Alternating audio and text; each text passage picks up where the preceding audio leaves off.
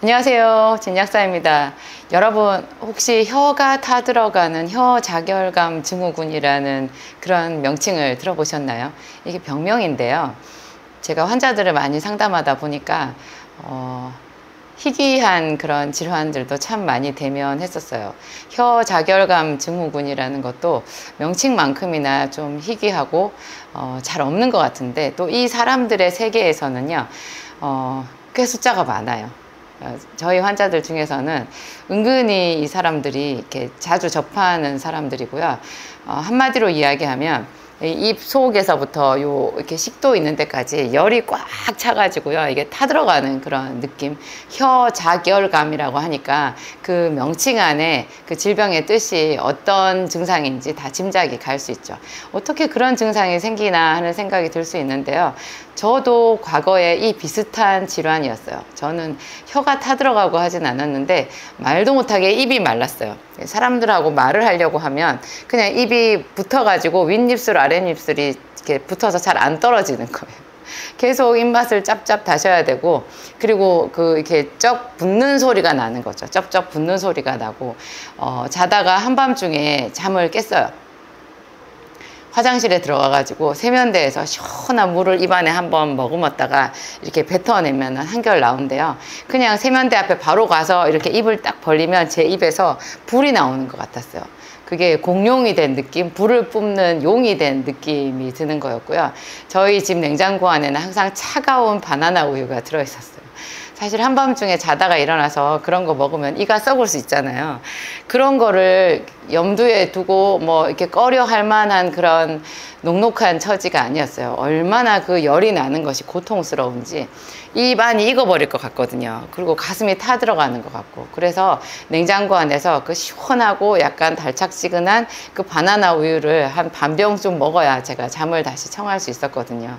저랑 약간 다르기는 하지만 이 입 안이 다 익어버리는 것 같은 그런 증상을 가진 사람들이 혀자결감 증후군이고요. 저 같은 경우에는 혀는 괜찮았는데 잇몸이 다 들떴어요. 그래서 이가 그 잇몸 속에서 녹아버리는 거예요. 뼈 자체가. 잇몸에 염증이 꽉 차 있는 거죠. 어떤 사람들은 체질적으로 저처럼 잇몸이 녹아버리는 사람들이 있고, 또 어떤 사람들은 혀가 말리면서 혀에 극심한 통증을 느끼는 사람들이 있고, 가슴이 타들어가는 사람들이 있고, 이게 더 심해지면요, 나중에 물을 잘 삼키지를 못해요. 이렇게 열이 나면 시원한 물을 마시면 좋잖아요. 그런데 왜 바짝 마른 논바닥에는 흙이 너무 바짝 마르면 물을 부어도 그게 흙 속에 스며들지를 못하고 또로로 이렇게 흘러버리잖아요. 흘러가버리잖아요. 그런 것처럼 이 몸에서 물을 거부하게 돼요. 빨아들이지를 못해요. 그게 이제 제 생기산 설명서에 있는 용어로요, 열독이라고 보면 돼요. 우리 몸의 독소를 제가 크게 4가지로 나눴거든요. 열독, 수독, 혈독, 식독, 이렇게 4가지로 나눠요. 이게 현대의학적인 그런 명칭은 아니지만 제가 현실적으로 사람들의 질병을 치료하는데 이것만큼 좋은 분류가 없더라고요. 체질 그런 것보다도 훨씬 더 현실적으로 효과가 있고, 어떤 음식 조절보다도 그냥 병증 자체를 치료하는 데는 이 4가지 독소를 분류를 해서 그거를 처리하는 방향으로 약을 쓰는 것이 치료가 있었어요. 열독이라는 게 우리 몸에 본래 죽은 사람은 열이 없잖아요. 차갑잖아요. 본래 살아있는 사람이 이 몸에 열이 있는 건데요. 이 열이 있어야 될 곳에 적절하게 있어야 되는데요. 이게 고루고루 몸속에 퍼져 있지를 않고 한쪽에 쏠려 있는 거를 열독이라고 그래요. 열독. 이 열독이 주로 사람들이 하체에 열독이 있는 사람은 잘 없어요. 가끔 발바닥에서 열이 굉장히 많이 나는 그런 열독은 있거든요. 대부분은 하체는 차갑고 상체로 열이 가요. 그러면 상체로 열이 가는 사람들은 또 하체가 많이 차가워요. 어떤 사람은 이렇게 말씀하셨어요. 자기는 이 위에는 타는 듯한 화산같이 그렇고요, 아래쪽은 엄동설한이래요. 한겨울에 꽁꽁 얼어붙은 그런 것처럼. 그래서 말도 못하게 괴로운 거죠. 에어컨을 틀 수가 없는 거예요. 에어컨을 틀면 윗부분이 이게 열이 있는 윗부분이 시원해지는 것보다도 다리 쪽이 더 얼음처럼 차가워져 버리는 거죠. 몸을 따뜻하게 하는 약을 먹어서 손발을 따뜻하게 할 수 있으면 좋은데 이렇게 열독이 있는 사람들은 따뜻한 거를 먹었을 때 그것이 몸의 차가운 부위로 가서 치료를 하는 게 아니라 뜨거운 부분을 더 뜨겁게 하는 것이 우선적으로 효과가 나타나요. 그러니까 그런 약을 쓸 수가 없는 거죠. 제가 위쪽으로 열이 나는 사람들을 흔히 상열증이라고 명칭을 잘 붙이는데요. 상열증 중에 머리가 아픈 사람이 있고, 이 머리 아픈 것도 열증이에요. 이마 짚어서 꼭 머리에서 열이 난다는 게 아니라 아픈 거 자체가 열증이거든요. 어떤 사람들은 등에서 열이 나요. 이 등 어깨 여기가 굉장히 열이 나는 사람들이 있어요. 그런가 하면 또 어떤 사람들은 이 등 여기가 얼음물을 끼얹은 것 같이 차갑대요.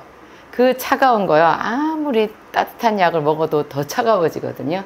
이 등이나 어깨가 얼음물을 끼얹은 것 같이 차가운 사람도 사실은 열이 순환이 되지 않아서 오는 열독의 일종이라는 게 참 신기해요.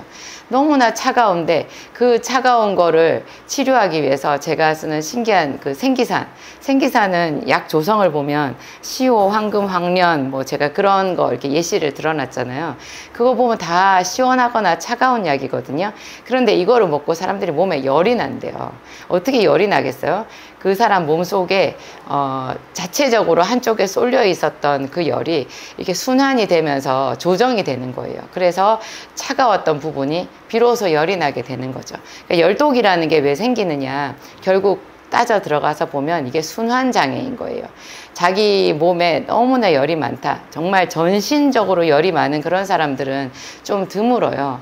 그런 사람들은 주로 고도 비만인 사람들이 전신 열이 있을 수가 있는데요. 대체로 일반적으로 제가 봤을 때는 한쪽은 뜨겁고 나머지 다른 한쪽은 차갑고 이것이 공존하는 그런 형태가 열독의 주요 증상이거든요. 이 열독의 증상을 잘 봤을 때 우리가 짐작해서 알 수 있는 것이 순환이 안 되는 거구나. 그래서 생기산으로 이런 사람들을 치료할 때 그 치료의 원리, 그 설명은 순환을 좋게 해서 우리 몸 자체적으로 열이 조절되게끔 하는 그런 방법이다, 그렇게 말씀을 드려요. 이 혀가 뜨거워서 굉장히 통증 나는 사람들 생기산을 입에 물고요, 입에 침으로 천천히 녹여서 먹는 것도 방법이고요. 또 생기산에다가 제가 그렇게 심한 입안에서부터 열증이 있는 사람들은 소생기산이라는 거를 추가하기도 하거든요. 소생기산은 생기산에 따라가는 작은 생기산이라는 뜻인데요. 이 소생기산이 상체에 충혈되어 있는 피를 하체로 끌어내리는 그런 순환작용이 있는 특이한 약이에요. 또 이것이 황금, 황련 이게 주성분으로 되어 있어 가지고요, 좀 쓴맛이 나고, 그리고 입 안에서부터 구강에서부터 이렇게 염증을 치료하는 작용이 있어요. 그리고 입 안에서 삼켰을 때 식도를 타고 위와 장을 통과하잖아요. 그러면 그 황금, 황련이라는 것이 베르베린이라고 하는 화학 성분으로 이렇게 분류를 할 수 있거든요. 주 성분을 생약 성분인데요. 베르베린 이게 노란색 성분으로서 탁월한 염증 치료 효과가 있어요. 그래서 장에 용종이 많이 생기는 사람들 있잖아요. 장벽이 헐어 있는 그런 장 누수 증후군 이런 거 가지고 있는 사람들도 이 베르베린이 들어가면 그 노란색 그 약이요, 장 내시경을 통해서 보면 보인대요. 노란 액체가 아픈 부위에 이렇게 코팅이 돼 있대요. 장 내시경을 할 때 보통 위를 다 비우잖아요.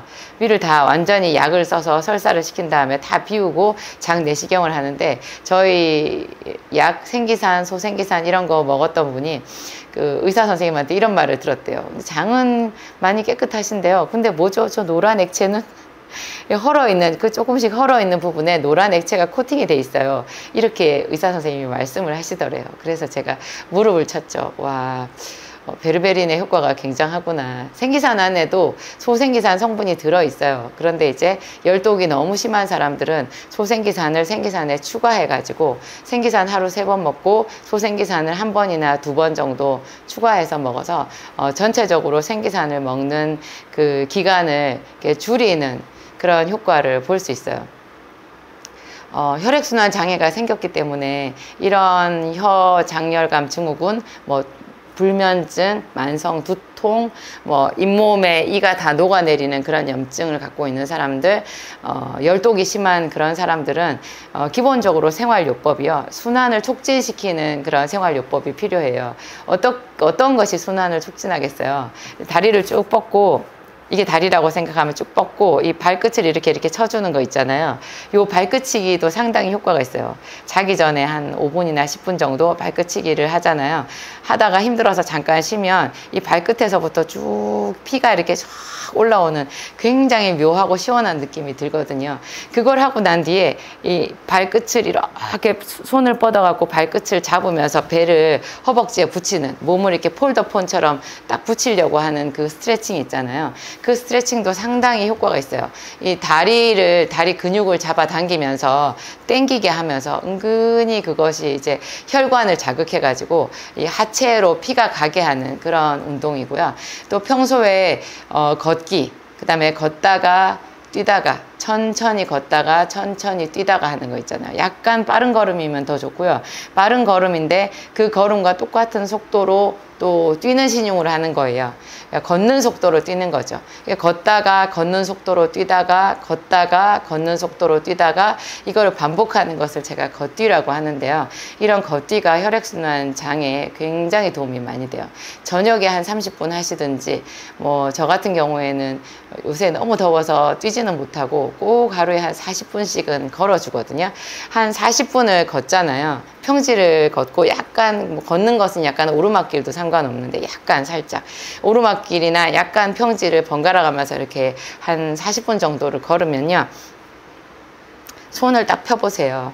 그 걷고 나서 손을 펴보면 이 손 끝이 이렇게 부풀어 올라 있다라는 것을 알 수 있어요. 주먹을 줬을 때 이게 뻑뻑한 느낌이 들거든요. 그러면 그 시점이 걷기의 효능을 충분히 걷기 효능이 발현된 시점이라고 보면 돼요. 그게 시간적으로 한 30분 이상 40분 정도 걸리더라고요. 뭐 끝도 없이 계속 2시간, 3시간씩 걸을 필요 없고요. 그렇게 한 40분 정도를 걸으면 혈액순환 효과가 상당히 있어서 이런 거를 은근히 반복하다 보면 이 열독으로 한쪽에 쏠려 있던 열이 풀어지는 효과가 있고, 그거를 생기산, 비타민C는 하루에 한 8,000ml나 10,000ml 정도 하루에 이렇게 분복하시는 거 제가 권하고요. 알약은 저희 진작사 볼에 보면은 한 알에 1,000ml인데요.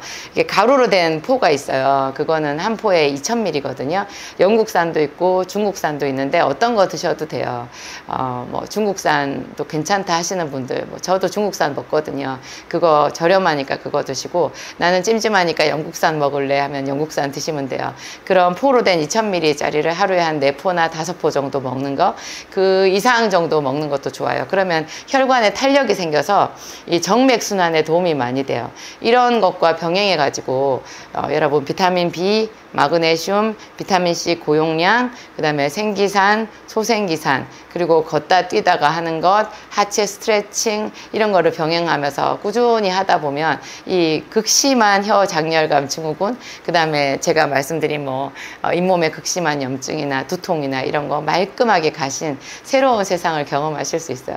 저희 환자들 중에서는 혀장렬감 증후군 뭐 가볍거든요. 별로 어렵지 않아요. 생기산을 먹다가 약간의 적응 반응, 전에 제가 좀 명현 반응이라는 말도 썼었는데 좀 무리수가 많이 있는 것 같고 적응 반응이라는 말이 더 맞는 것 같아요. 전혀 새로운, 내가 한 번도 먹어본 적이 없는 그런 성분이 몸에 들어갔을 때 나타나는 그런 특이 반응이라고 보면 되고요. 조금 먹다가 의심이 가거나 소화가 너무 안 되고 울렁증이 오거나 그런 사람들은 동네 의원에 가서 피 검사를 한 번씩 받아보세요. 그래서 간 수치가 어떻게 됐나 그거 확인하시면 가장 안전하게 생기산을 부작용 없이 복용하실 수 있어요.